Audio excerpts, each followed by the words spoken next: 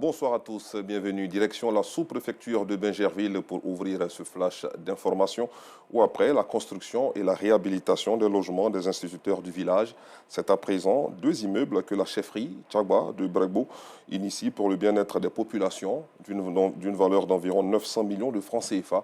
Les 21 appartements issus de ce projet permettront au village d'avoir des ressources additionnelles avec les loyers collectés. Les détails avec Clément Boko. Avec la pose de la première pierre des 2 immeubles de type R+3 qui sortiront de terre, le village de Bregbo, dans la sous-préfecture de Bingerville, assure l'avenir des générations futures. Il faut penser aux jeunes, nous allons partir un jour. Demain, qu'est-ce qu'on laisse à nos enfants? On dit que diriger, c'est prévoir. Et prévoir, c'est laisser quelque chose aux enfants, la génération future.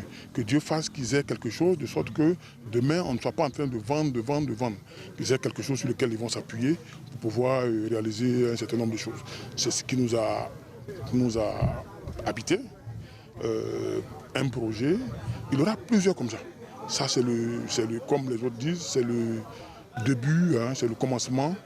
On va construire d'autres bâtiments, d'autres choses se feront pour que les jeunes soient dans un futur proche très à l'aise. Bâti sur une superficie de 900 mètres carrés, le concepteur de l'ouvrage donne les caractéristiques de l'édifice. Avec une surface construite de 68,5%.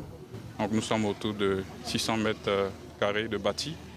Alors avec 21 appartements au total.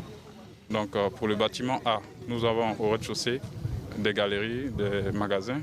Et pour le bâtiment B, nous avons des appartements, c'est-à-dire au total 12 appartements de F1, F2 et F3.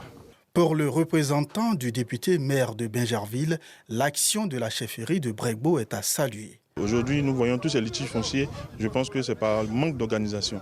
Et si le développement est à ce niveau-là, je pense que nous allons sortir de toute cette gestion archaïque que nous voyons aujourd'hui. Et c'est à saluer, je veux saluer vraiment ce village de Bregbo. Et je pense que tous les villages vont emboîter le pas pour un rayonnement de nos différents villages.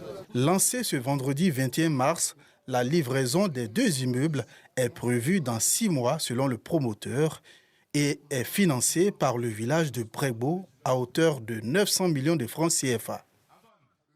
Parlons sport football à présent, la Côte d'Ivoire recevra la Gambie tout à l'heure au stade Félix Houphouët-Boigny dans le cadre de la 6e journée des éliminatoires du Mondial 2026. L'actualité sportive, c'est aussi les 19e et 24e journées des Ligues 1 et 2 qui se sont disputées le week-end passé. Le point avec Samuel Metch tout à l'heure dans la grande édition.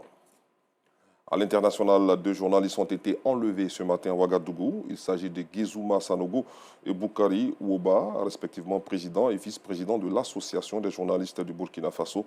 Tous 2 ont été interpellés sans mandat par des hommes en civil, se présentant comme des agents des renseignements burkinabés avant d'être emmenés vers une destination inconnue.